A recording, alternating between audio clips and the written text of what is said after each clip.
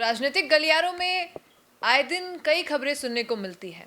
अब उन खबरों का बखूबी जवाब अगर कोई ऐसा व्यक्ति दे जो सरकार से जुड़ा हुआ है होता है, तो शायद बखूबी आंसर मिल पाता है और जनता के मन में भी जो कुछ प्रश्न उठ रहे होते हैं या हमारे मन में भी अगर कोई बात होती है तो यही लोग क्लियर करते हैं। नमस्कार, मैं हूं अंकिता और आप देख रहे हैं द फैक्ट इंडिया। मेरे साथ इस वक्त आदर्श नगर विधायक रफीक खान सर हैं। सर, सबसे पहले तो आपको ईद की भी बधाई, नवरात्रि की भी बधाई। और पहला प्रश्न यही है कि गलियारों में आवाज़ तेज जब होती है जब इधर उधर के दौरे लगने लगते हैं, और दिल्ली के इस वक्त थोड़े दौरे बढ़ते जा रहे हैं आपकी पार्टी के नेताओं के भी। तो अगर आपके पास कोई ऐसी इन्फॉर्मेशन कि भाई ये दौरे किस वजह से लग रहे हैं, क्या कोई नई खबरें सामने आने वाली है, कोई ऐसी तेज़ी आने वाली है पार्टी में, या कोई नया ऐसा स्ट्रेटेजी प्लान की जा रही है पॉलिटिक्स को लेकर? देखिए, सबसे पहले तो मैं तमाम लोगों को, आपके तमाम दर्शकों को ईद की बधाई देता हूँ, मुबारकबाद देता हूँ और गणगौर की बधाई देता हूँ, जी। चेटीचंड की बधाई देता हूँ और नवरात्रों की बधाई देता हूँ। त्योहारी सीज़न है और त्योहारी सीज़न के अंदर गैस की किल्लत है और लोग बाग अपना खाना त्योहारों में, हमारे यहाँ कल्चर है। जी। हमारे यहाँ कल्चर ये है कि त्यौहार आते हैं तो त्यौहार का मतलब है कि कुछ न कुछ स्पेशल बनना है। किसी के घर में कुछ बनेगा, किसी के घर में कुछ बनेगा। हर त्यौहार का अपना महत्व है बिल्कुल। और ऐसे में अगर गैस ना हो तो गृहिणियों के ऊपर ज़बरदस्त टेंशन, प्रेशर और बोझ रहता है कि हम क्या बनाएं और क्या खाएं और क्या किसको खिलाएं, कैसे सेलिब्रेट करें। तो त्यौहार गैस ना होने से टेंशन में बदला हुआ है, ये एक समस्या है। और जो आपने सवाल किया जी। कि दिल्ली के चक्कर लग रहे हैं, तो मुझे तो अभी कांग्रेस के नेताओं में तो किसी के दिल्ली के चक्कर लगते नज़र नहीं आ रहे हैं, लेकिन मुख्यमंत्री जी ज़रूर कह रहे हैं कि मैं दिल्ली जाता हूं तो कुछ न कुछ लेके आता हूं। और वो लेके क्या आते हैं, क्या ऐसा गुपचुप मंत्र पढ़ते हैं जी। कि वो लेके आता हुआ आवाम को नहीं दिखता है, जनता को नहीं दिखता है। और वो कोई ऐसी पीसी नहीं कर पाते हैं, प्रेस को, मीडिया को या आवाम को ये नहीं बता पाते हैं कि मैं ये दिल्ली गया था और ये लेके आया। जी। और फिर वो उन्होंने ये भी कहा कि कांग्रेस की आंख पे पट्टी बंधी हुई है, तो मुझे ऐसा लगता है कि आंख पे पट्टी मुख्यमंत्री जी के बंधी हुई है, मंत्रिमंडल के पूरे के ऊपर बंधी हुई है। उनको गैस की शॉर्टेज नज़र नहीं आ रही है और आवाम को वो चीज़ नज़र नहीं आ रही जो वो दिल्ली से लेके आ रहे हैं। और 5 राज्यों में इलेक्शन है, जैसा कि ये बजट केंद्र सरकार ने दिया, जी। और वो सारा बजट उन्होंने जहाँ जहाँ इलेक्शन है वहाँ केंद्रित करके दिया। पिछला जो बजट था वो बिहार को केंद्रित करके दिया।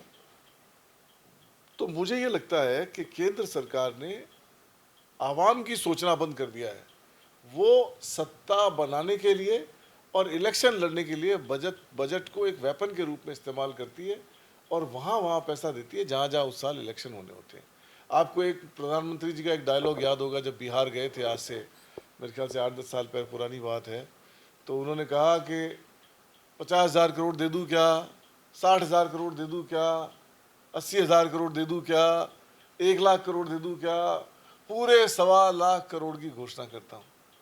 ये इस तरह की बातें करना प्रधानमंत्री जी को शोभा नहीं देता।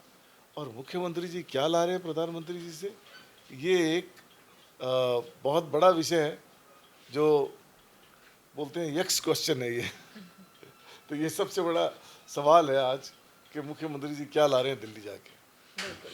अब ये तो आपने बता ही दिया कि आपकी पार्टी हो या विपक्षी पार्टी हो, दौरे तो बहुत लग रहे हैं और इंतजार है जनता को मैंने भी कहा कि कांग्रेस पार्टी के दौरे नहीं लग रहे हैं किसी लीडर अच्छा, के, कांग्रेस सब से यही नहीं है। लग रहे हैं लेकिन मुख्यमंत्री जी के लग रहे हैं। उनके तो सर लगते ही रहते हैं, आए दिन मुलाकात की तस्वीरें वो खुद ही अपने सोशल मीडिया पर डाल देते हैं कि इससे मुलाकात हुई, अब ये मुलाकात हुई है। अब चर्चा क्या होती है उसका जनता और आप और मैं सभी इंतजार करते हैं। इसके बाद अगर हम बात करें राज्यसभा की, तो क्या कांग्रेस किसी भी अल्पसंख्यक नेता के लिए सोच रही है कि किसको भेजना है, किसको नहीं भेजना है, ऐसा कुछ? राज्यसभा का इलेक्शन आ रहा है, एक टेन्योर, एक सीट खाली लगता है कि जितनी सीटें आ रही है उसमें से एक सीट हमारे हाथ में आएगी। जी। और अभी इस बारे में विचार विमर्श हुआ नहीं है। जी। पहले अभी बीच में असेंबली चल रही थी और असेंबली के बाद में, तुरंत बाद में, हमारे जो नेता प्रतिपक्ष हैं उनकी मदर एक्सपायर हो गई और उसके बाद से अभी कोई मीटिंग मूर्त रूप से नहीं हुई है। मैं समझता हूं कि अध्यक्ष जी, नेता प्रतिपक्ष और हमारे जो सीनियर लीडर हैं, उन सब के बीच में बैठ के मीटिंगें होगी और तब जाके कोई कंसेंसस बनेगा कि किसकी रिकमेंडेशन करनी है या हमारे केंद्रीय नेतृत्व का क्या रुझान है, किस आदमी को राज्यसभा में भेजा जाए जो कि पार्टी के और आवाम के हित में। बिल्कुल। वहीं अगर बात करें कि आपको कई समय हो गया है राजनीति में और आप में से ही एक विपक्षी पार्टी के नेता ही सही, लेकिन किरोड़ी लाल मीणा भी है। अब राजनीति में सुर्खियां चल रही हैं थोड़ी बहुत कि रिटायरमेंट की एज आ चुकी है, तो आपको क्या लगता है कि उनकी वाकई रिटायरमेंट की एज है या फिर किस प्रकार के वो नेता है? मुझे नहीं लगता कि राजनीति में कोई जल्दी से रिटायर होता है। और किरोड़ी लाल जी तो राजनीति में मेरे ख्याल से जो इनके बाकी मंत्री लोग हैं, जितने भी बीजेपी का मंत्रिमंडल है, अगर उनकी परफॉर्मेंस, वैसे तो सारे पूरी सरकार की कोई परफॉर्मेंस नहीं है, लेकिन जो बाकी और मंत्री हैं उनके मुकाबले इनकी तो कहीं न कहीं खबर छपी जाती है कि मंत्री जी ने आज यहाँ दौरा किया और यहाँ आज रेड डाली और यहाँ ये काम किया, यहाँ वो काम किया। तो मुझे नहीं लगता कि किरोड़ी लाल जी को रिटायर होने की ज़रूरत है या वो रिटायरमेंट की सोच रहे हैं। ये जरूर हो सकता है कि वो ये सोच रहे हों कि किसी को रिटायर करना और उनकी जगह वो आ जाए, तो ऐसा जरूर हो सकता है। बिल्कुल।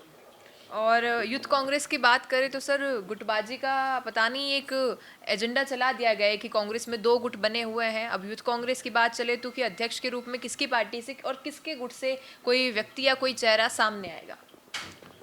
आपने कहा किसकी पार्टी से? मतलब तो यूथ कांग्रेस का पार्टी यानी कि जो 2 गुट कहे जाते हैं, मैं साफ तौर पे कहूँ तो एक और पायलट गुट और एक और गहलोत गुट कहा जाता है, तो किस गुट से कि चेहरा सामने आएगा? देखिए, आपने ऑफ कोर्स जो भी अध्यक्ष बनेगा वो यूथ कांग्रेस का बनेगा, तो कांग्रेस पार्टी का ही अध्यक्ष है। और रही गुटबाजी का कयास लगाना, मीडिया का काम है, लगाना भी चाहिए, उनको खबरें चाहिए, खबर मिलनी भी चाहिए। लेकिन मैं ये कह सकता हूँ कि राहुल गांधी ने जो मॉडल यूथ कांग्रेस का डाला हुआ है वो एक इलेक्टोरल मॉडल है, और उसमें जो भी लीडर ज़्यादा मेहनत करता है और ज़्यादा आवाम तक पहुँचता है, ज़्यादा मेंबरशिप बनाता है, ज़्यादा लोगों तक पहुँचता है, ज़्यादा वोट सिक्योर करता है, वो बनता है। इसमें किसी का वृद्ध हस्त नहीं है कि इसने आशीर्वाद दे दिया तो मैं बन जाऊंगा और इन्होंने आशीर्वाद दे दिया तो मैं बन जाऊंगा। ये तो जितनी मेहनत यूथ कांग्रेस में लड़ने वाले आदमी करेंगे वो उसका अध्यक्ष बनेगा, ऐसा मेरा मानना है। और जब वोटर किसी को इलेक्ट करते हैं तो फिर उसमें किसी की कोई यूथ इलेक्ट करता है, तो किसी की कोई गुट या छाप की बात नहीं है, वो यूथ कांग्रेस का लीडर है। दोनों यूथ कांग्रेस के लीडर होते हैं। 2 आदमी लड़े, 3 आदमी लड़े, 4 आदमी, आपने तो 2 की बात करी, मैं कह रहा हूँ हो सकता है 5-6 आदमी लड़ लें, तो जो लड़ेगा इलेक्शन वो ही जो जीतेगा वही हमारा आदमी है। इसमें कोई ऐसी बात है नहीं। कांग्रेस जो कैंडिडेट हारेगा वो भी कांग्रेस का आदमी है, जो जीतेगा वो भी कांग्रेस का आदमी है। बिल्कुल। और एक लास्ट प्रश्न ये रहेगा कि हाल ही में भाकर जी की शादी हुई और शादी पर बवाल मच गया, कहाँ? राजाराम मील और हनुमान बनीवाल के बीच में। आप क्या कहेंगे कि जो, अगर आप उससे रूबरू हो उस थोड़ी बहुत खिटपिट से, तो किस पक्ष में आपको ज़्यादा बल लग रहा है और कौन गलत और कौन सही लग रहा है? देखिए, दूर बैठ के किसी के समाज के अंदर अपन छीटाकशी करें और उन पे न्याय करें कि भाई ये सही है और ये गलत है, ऐसा कमेंट करना ठीक नहीं है। लेकिन मेरा ये मानना है कि लीडरशिप में और डेमोक्रेसी में ऐसे एक दूसरे के ऊपर छीटाकशी नहीं करनी चाहिए। और मैं ऐसा समझता हूँ कि वो शादी मुकेश भाकर की और हनुमान बेनीवाल और राजाराम जी के बीच की आप बात कर रहे हैं, तो वो कहीं ना कहीं मुझे ऐसा लगता है कि समाज में अपने वर्चस्व की लड़ाई है और इससे ज़्यादा कुछ नहीं है। बिल्कुल। मतलब बेगानी शादी में अब्दुल्ला दीवाना वाली बात कह सकते हैं? आप कह सकते हैं। तो चलिए, ये सारे प्रश्नों के उत्तर थे। सर ने बखूबी बता दिया कि राज्यसभा का मामला हो, यूथ कांग्रेस का हो या फिर ये दौरे की गर्मागर्मी हो, क्या कुछ उनका कहना है। अब आप क्या कहेंगे इस पर, बताइएगा कमेंट में। धन्यवाद। रुकिए और जरा ध्यान से सुनिए। क्या आप हमारी इन खबरों से अपने व्यापार को भी बढ़ाना चाहते हैं? तो आप भी खबरों के दौरान इस तरह के एलिमेंट्स पर अपना विज्ञापन दे सकते हैं, या फिर ऐसे खबर के 1 मिनट बाद अपना पूरा विज्ञापन डलवाएं जो कि 8 लाख से ज्यादा सब्सक्राइबर्स और फॉलोअर्स वाले द फैक्ट इंडिया चैनल्स और पेजेस से राजस्थान के कोने कोने में पहुंचेगा और इससे आपका व्यापार, ब्रांड सब कुछ बढ़ेगा।